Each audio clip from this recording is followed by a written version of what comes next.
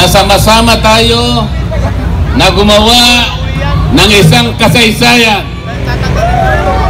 Wala pa pong nagpatawag na rally na isang kumakandidatong senador na sinuportahan ng ganito karaming mga tao. LG, sapagkat sumama na po ako sa ating congressman para itaguyod ang kanyang kandidatura para makarating sa Senado. Sapagkat naniniwala po ako na ang taong ito ang tunay na kailangan natin sa Senado, sapagkat siya ay may puso, may malasakit, at higit sa lahat may kakayahan dahil sa kanyang track record.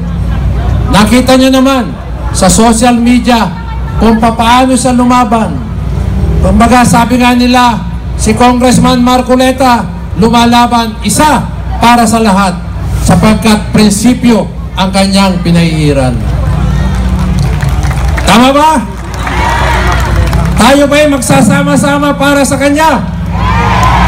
Volunteer tayo lahat. Hindi ko na po pagkakahabaan at siya naman ay kilalang-kilala nyo na. Ang hinihiling ko lang, ito na ang panahon, tamang panahon na magkaroon tayo ng karapat-dapat na makakasama natin sa Senado, sapagkat napaka-veterano ng taong ito. At sa 2 taon namin pagsasama sa programa namin, sa radio, sa TV, ay nakita ko na talagang ito yung tunay na may puso, may malasakit sa ating bansa. Kaya mga kababayan, palakpakan natin ang susunod na senador ng ating bansa, Senator Dante Marcoleta.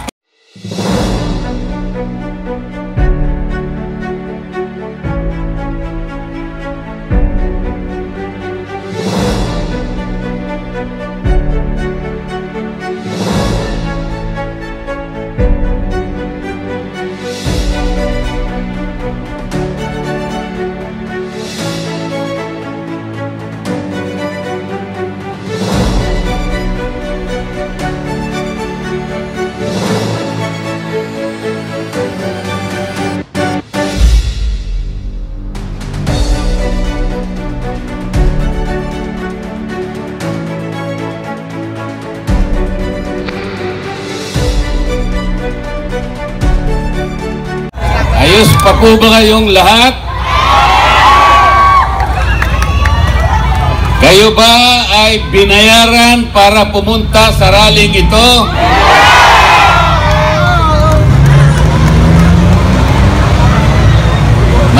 Maraming salamat po sa inyong lahat. Dahil sa inyo, masasabi ko sa gabing ito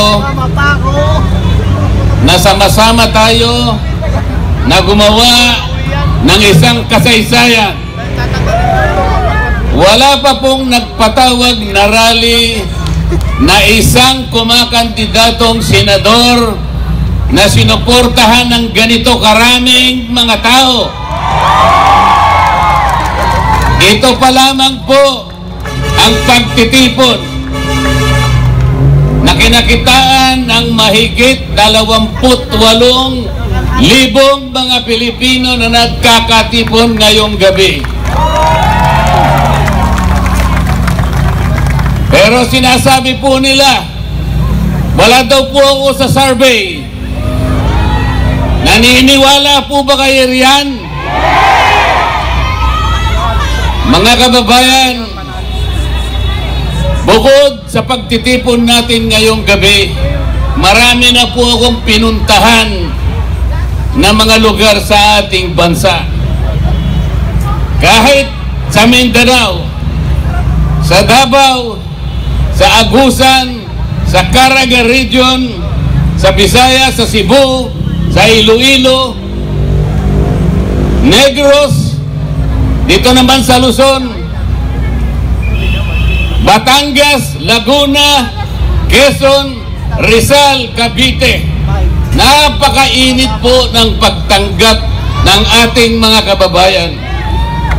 Sa gabing ito, marami rin pong galing sa iba't ibang lugar. Hindi ko po alam kung paano ko kayo pasasalamatan. Ang tanging nalalaman ko lamang po, kayo'y nakikiayon upang gumawa tayo ng isang bagay para sa ating bansa. Napakahirap po ng kalagayan ng ating bansa ngayon. Ang presyo po ng pangunahing bilihin, halos hindi na po kayang abutin ng marami nating kababayan. Lalong-lalo na po yung presyo ng pagkain. Ang buong akala ko po, nung gumawa yung kongreso ng Quadcom, ang buong akala ko po, ay gagawin namin ang dapat namin gawin. Halimbawa, dahil sa problema at hamon sa ating bansa, akala ko ang uunahin namin kung paano natin ibababa ang presyo ng bilihin sa ating bansa. Sapagkat ito ang pangunahin na problema ng ating mga kababayan. Pero hindi po ganun ang nangyari. Gumawa sila ng isang napakalaking komite, kung tawagin nila Quadcom. 4 na hiwa-hiwalay na komite na ginawa nilang isa para palakasin, para maging influential. Ang buong akala ko ay haharapin namin ang napakaraming hamon na kinakaharap ng ating bansa. Ang nangyari, hindi po ganun. Alam na po ninyo kung anong nangyari. Ang ginawa po nila ay pamumulitika sa ating bansa. Inuusig nila yung dating Pangulo ng ating Republika. Ang sabi ko po sa kanila, hindi po tayo ang dapat gumawa nito. Kung inaakala po natin na ang isang tao, maging yan ay managing presidente, kahit sino, kung naniniwala tayo na siya'y nagkasala sa batas, kailangan po nating dumaan sa mga patakaran ng ating batas. Dapat po pumunta kayo sa piskalya. Ang piskalya po ay bukas. Yan po ang patakaran. Meron po tayong mga korte. Yan po ang patakaran para usigin, asuntuhin kung sino man ang nagkasala. Sapagkat ang Kongreso po ay hindi piskalya. Yan po yung sinasabi ko sa kanila. Ang Kongreso po ay hindi hukuman. Nagpasikat po silang lahat sapagkat pamumulitika ang inuuna nila. Bumaha ang maraming panig ng Metro Manila. Bumaha ang Bicol Region. Mahigit pong 300 bilyon ang ginamit sa mga flood control. Akala ko po ang Quadcom uusisain lahat ito. Hanapin natin kung saan napunta ang perang ginasta para dito. Ayaw po nila yon. Ang gusto nila ay usigin nila ang dating Pangulo. Pagkatapos gumawa pa sila ng isa pang komite. Ang uusigin naman nila ay yung pangalawang Pangulo ng ating bansa. Kahit walang batayan, kahit mali ang pamamaraan, ayun po, nakita na ninyo kung anong nangyari. Bago magsara ang Kongreso, pinilit nilang i-transmit yung impeachment complaint sa Senado. Ang gusto po nilang mangyari, mawala ang Vice President. Puro kaguluhan, puro pagkakabahabahagi ang gusto nilang gawin. Mahigit 230 o 240 na mga congressmen and congresswomen ang pumirma. Yun po ang kanilang gustong gawin. Yung magkakabahabahagi tayong lahat. Ano po ang ginawa nila sa akin kapag sinasabi kong mali ang paraan? Hindi tama ang ginawa ninyong patakaran. Pinagtutulong-tulungan po nila ako.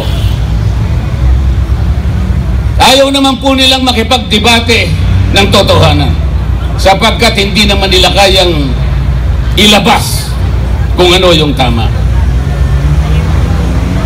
Ganun po ang palagi nilang ginagawa. Masama po bang ipakilala ko sa kanila kung ano yung katwiran? Masama ba na turuan ko sila sapagkat meron naman akong konting nalalaman tungkol sa batas? Yun nga mga chairman ng Quadcom, wala nga pong abogado ron kahit isa. Kung tinuturo ko sa kanila yung dapat gawin, sapagkat ito ang tama, ganito ang dapat nating gawin sapagkat nakikita tayo ng taong bayan. Kayo pong lahat na nandirito ngayon, nakikita nyo yung pamamaraan kung paano ang ginagawa nila. Tatawagin nila yung mga tao, pagtatatanungin nila ron, ang kanilang layunin ay gumawa ng batas. Nagpapatulong na gumawa ng batas. Ngunit, kapag nandun na yung mga taong tinatanong, tatakutin nila. At kapag hindi sila sumagot sang ayon sa gusto nilang marinig, ikukulong po nila yung mga tao. Ganito na po ang kalagayan ng House of Representatives. Alam po kung nasaan, nandyan po lang katabi natin. Kapag ako po ay nagsasabi sa kanila, puro panggugulo ang ginagawa nila. Pati po, nakita po ninyo yung hopya na kinakain ko. Kung anong ginawa nila. Pati hopya na kinakain ko, inagaw nila sa akin. Nang dahil lamang sa pagtatanggol sa karapatan ng katwiran, pagtatanggol sa katotohanan.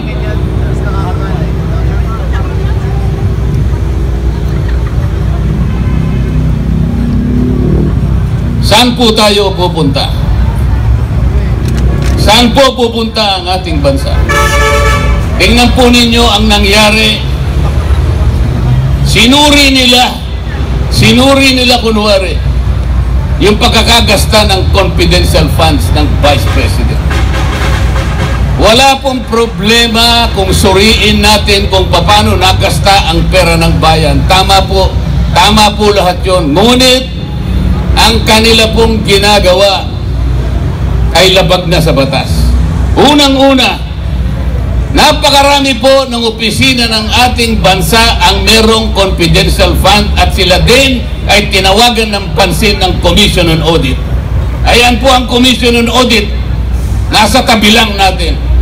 Alam po nila na sila lang ang merong otoridad, sila lang ang merong mandato, sila lang ang merong kapangyarihan na mag-audit sa pagkakagasta ng pera ng bayan. Bakit nakialam ang House of Representatives? Yun po yung tanong ko sa kanila. Akala po nila ngayon may kinakampihan ako. Alam po ninyo kung anong ginawa nila sa akin. Lahat ng committee po na ako'y miyembro, pinagtatanggal po nila ako. Para bang ang gusto nilang gawin ay hindi na ako kasali sa House of Representatives. Alam po ba ninyo, ngayon lamang nangyari sa kasaysayan ng House of Representatives, pati po yung aking allowance, hindi na po nila binibigay. Ganyan na po sila ngayon. Kaya ang tanong ko po sa inyo, saan pupunta ang ating bansa? Napakataas po ng presyo ng kuryente sa ating bansa. Ano po yung palagi kong sinasabi sa kanila? Pagbigyan naman ninyo ko na marinig yung 10 panukalang batas kung paano natin ibababa ang singil ng kuryente sa ating bansa. Ang singil po ng kuryente sa ating bansa ang pinakamataas sa buong Asya. Yan po ay taliwas sa pangunahing layunin ng batas na ginawa ng Kongreso 24 na taon nang nakararaan. Ano po yung layunin sa batas ng kuryente na ginawa noong 2001? Ang layunin po ay idulot ang kuryente sa lahat ng mamamayang Pilipino sa murang halaga. Taas po yung kamay na nandito ngayon na magsasabi sa akin na mura ang kuryente dito sa ating bansa. Kung ganon, yung layunin ay hindi po natupad. Pagkatapos ng 24 na taon, patuloy na nilalabag ang batas na ito sapagkat napakataas ang kuryente sa ating bansa. Saan tayo pupunta? Ang senador po, yung tunay na senador, kung gagamitin niya ang kanyang kapangyarihan na pinagtitiwala ninyo sa kanila, meron siyang kakayahan na baguhin ang kalagayan ng buhay ng mamamayan kung gusto niyang gawin at kung alam niyang gawin. Paano niya gagawin? Kung hindi naman siya nakahanda para gawin yun, kung wala naman siyang kakayahan na gawin ang itiniwala ninyong kapangyarihan sa kanya. Kapag ka po ikaw ay senador, tungkulin mong gumawa ng batas na makakatulong, makapagpapabago sa buhay ng mamamayan ng ating bansa. Paano mo gagawin yun kung wala ka namang kaalaman? Ang problema po, tatapatin ko po kayong lahat. Ang problema po, sa napakahabang panahon ng eleksyon dito sa ating bansa, basta sikat lang siya, yun na yung iboboto natin. Basta sikat lang. Basta nakakagawa ng pelikula. Bakit ganito po ang kalagayan natin? Pabalik-balik na yung marami sa kanila. Alam po ninyo yun. Nang dahil sa kasikatan lamang, hindi man lang ninyo tinanong. Paglapit po nila lalapit na naman po sila sa inyo ngayon. Pwede ba itanong ninyo sa kanila? Ano po ba ang gagawin ninyo? Karapatan po ninyo na itanong sa kanila kung may kakayahan. Pag sinabi niyang may kakayahan, ipakita mo sa akin. Patunayan mo sa akin na kaya mong gawin. Ito po ang pinaka-problema na. Lalapit sila sa inyo ngayon. Malapit na po. Magsisimula po yung election period sa mga senador Pebrero 12. Sa mga congressmen, magtatagal ng konti. Nauuna yung mga senador. Lalapit sa inyo ang mga senador na yan, nakakandidato, at mga congressmen nakakandidato, may daladalang konting barya na sinasabi nilang AIX, tupad, akap. Mga kababayan, ganyan na lamang ba ang aasahan natin sa tuwing darating ang isang pagkakataon na nasa inyong kapangyarihan? Bakit hindi po ninyo gamitin ang kapangyarihan na yan? Ipagpapalit nyo po ba sa 5,000 piso ang kinabukasan